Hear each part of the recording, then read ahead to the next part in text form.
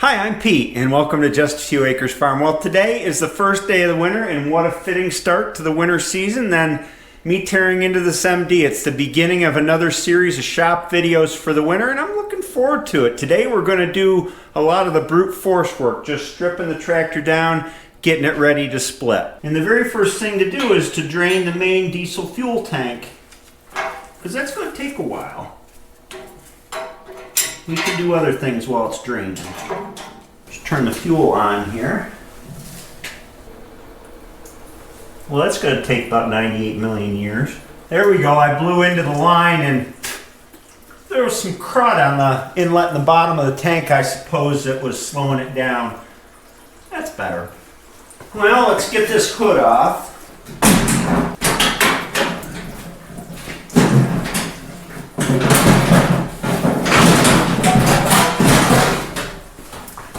Disconnect this battery over here and get it out of the way.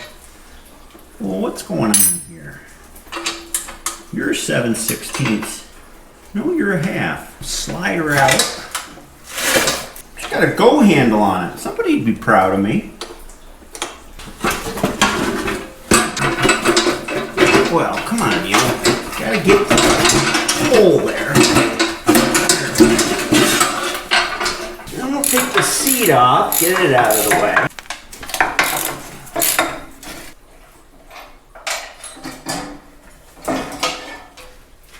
Remove the battery cable.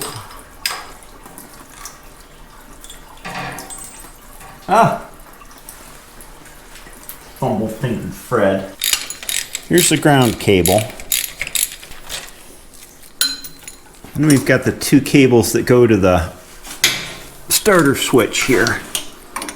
Take those off.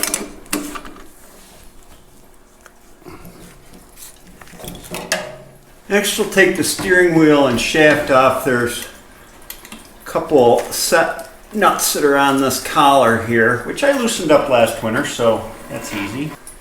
Oh, I forgot about this part. Actually, the steering wheel has to come off, and the shaft's got to come off that way because of the knuckle at the other end, which taking these off is always a lot of fun. And the hub of the steering wheel is this nut, which is usually quite a pain to get off. And then there's a key that locks the steering wheel into the shaft. We'll take the nut off. This is not going to work, but I'm going to try it anyway. Nope.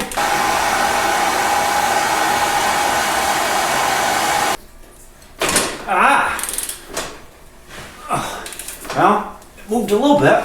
I've had to cut these nuts off with a chisel, slice them in half, or with a grinder, but chisel's usually easier without wrecking the threads. Stick a pry bar in here so that I don't have to work against myself. There we go.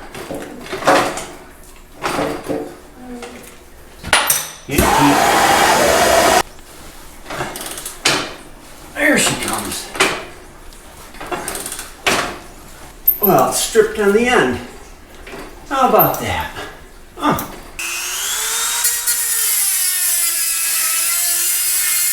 Persistence. There we go.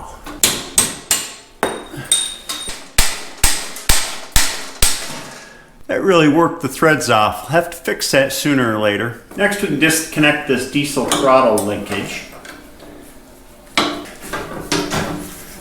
Well, come on, You've just decided to be difficult today, haven't you, Mr. Tractor? Where's it misses? I don't remember. Disconnect the starter switch. Get that out of the way. Next, I take this switch box apart and disconnect all the wiring in here. There's not much, just the wires that run to the ammeter, because the lights aren't hooked up yet. I don't know if you remember, but last summer I did a video where I mentioned that this ammeter always reads backwards. No matter which way I swap the wires, it always reads backwards. And I think it's because the ammeter, some modern ammeters are pulse sensitive now, and it doesn't matter which way you hook them up, they'll always read the same way, which It's a mystery to me, but that's the way it is. Put the case back together for safekeeping. Now that I have everything on the steering support disconnected, I can go ahead and take the steering support off. These bolts have not been out in a long time.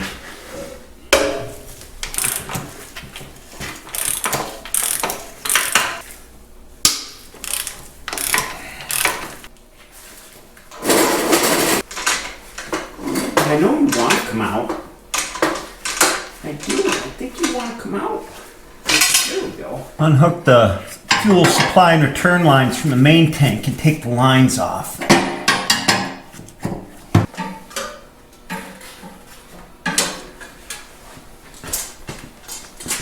That's the supply line, and this is the return line at the engine and at the tank. There we go. I know you come out. I've had you out before. Now we can take the fuel tank off.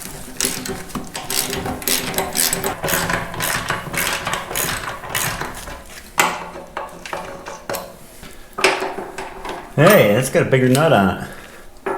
11/16. All right.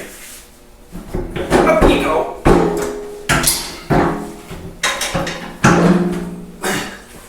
Next, we'll disconnect this linkage that changes the engine over from gasoline to diesel, the compression release, and other things.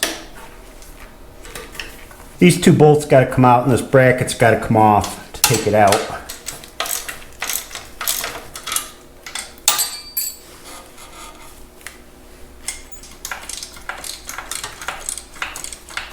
And this cotter pin's got to come off.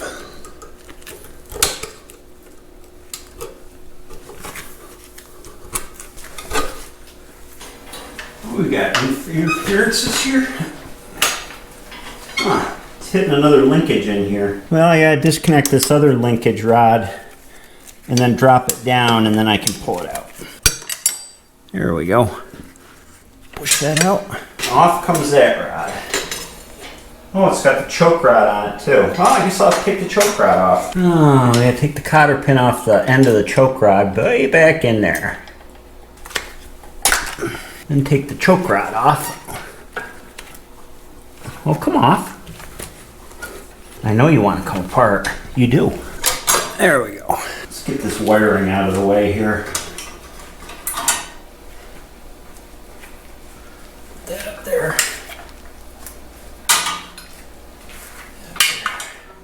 Then pull the choke rod out.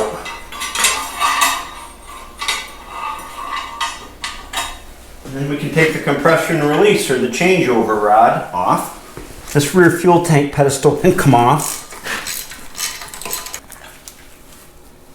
Next, I need to remove this starting gasoline tank and first start by disconnecting the fuel line here. As you know, this tank's been giving me some problems. Let's take this off.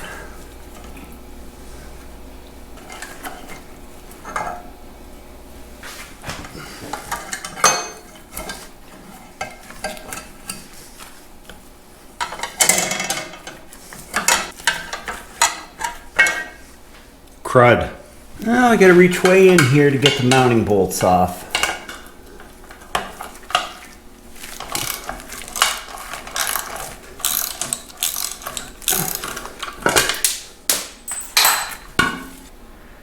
I'm taking a look at this gasoline starting tank rust. Last winter I cleaned this out with muriatic acid, but obviously I didn't get all the rust out with it. Yeah, it's pretty rusty in there. It's been brazed before it rubbed on the main fuel tank, but I don't think it's leaking there. It's got some pinholes in it. Right there's a pinhole. There's another one over here that bubbled the paint off. It feels fairly solid. Aside from that, on the bottom here, I think this joint where the outlet is has got some leaks in it, and also around the seam here, which I'm not surprised it would rust out in the seam. not sure exactly how I'm going to fix this. I've tried using JB Weld on gas tanks before. I did a video on my 1020 where I fixed with JB Weld and didn't last very long. I like to fix gas tanks with silver solder. Usually I solder them or braze them. This one looks like it'd be a good candidate for silver solder to me. And then I'll line the inside of it with Pour 15, which is a very good tank lining product that I've had good luck with. Definitely needs to be lined. So that's the story of my gas tank. That'll be a job for another day. Next I have to take the front fuel tank support off, and the air cleaner attaches to it, so I'm just going to disconnect the outlet pipe on the air cleaner that goes over to the manifold on the other side. And then I can pull the air cleaner and the mount off as one assembly. Yeah, disconnect this oil line to the oil pressure gauge because that's part of this whole front fuel tank support assembly. Not that way. You know, the lefty-loosey.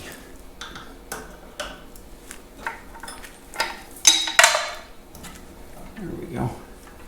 Now on this side we have to disconnect the sensing end of the temperature gauge where it goes into the head, because that temperature gauge also comes off as part of that support assembly.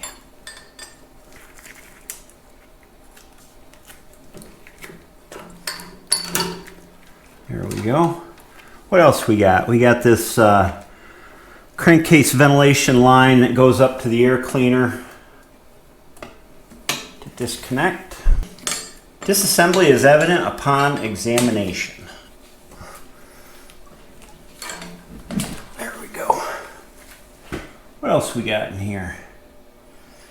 That there. I want to break that. Next I have to take off this rod here which runs forward to the radiator and braces the radiator. But it's hooked to this as well. Everything seems to be hooked to this front fuel tank support. Okie doke. I think we've got everything cut loose from it. So now I can take the mounting bolts out of it.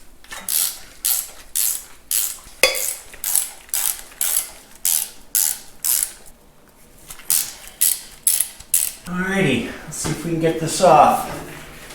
It's going to come loose from a lot of things. Here we go.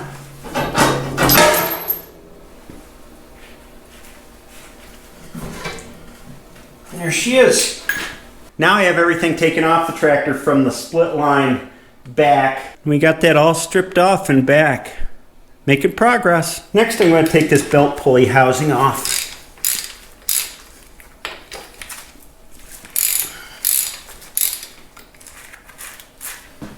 Now I'm going to fabricate or buy a blank off plate for this and not put this belt pulley gearbox back on, because it has to go off whenever you remove the starter, and I have no use for the belt pulley on this tractor, so it's staying off.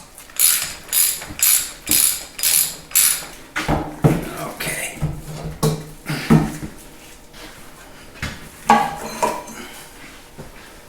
There's what it looks like down in there.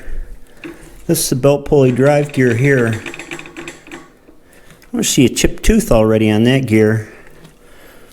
One thing I was interested in is this is where direct drive or fifth gear road gear engages. And I was interested to see how much wear was on this, because these tend to get pretty worn. It's not as bad as I thought it would be. Look at this too. These are the troughs which lubricate the bearings. Oil flies up into these and runs the bearings, but look at the chips in there. That came from something. We're going to have to look carefully. Here's the trough on the other side, same deal. Pretty big chunks of metal. Must have come off of gears.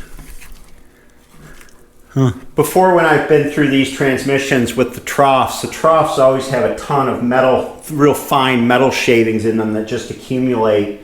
And I always worry about that and, you know, make sure to clean them out real good, because the troughs direct the oil to the bearings, and you don't want little shavings getting in there. But these are big hunks of metal.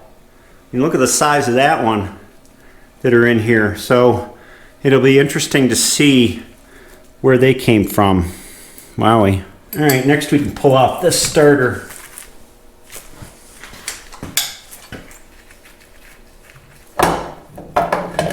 There we go.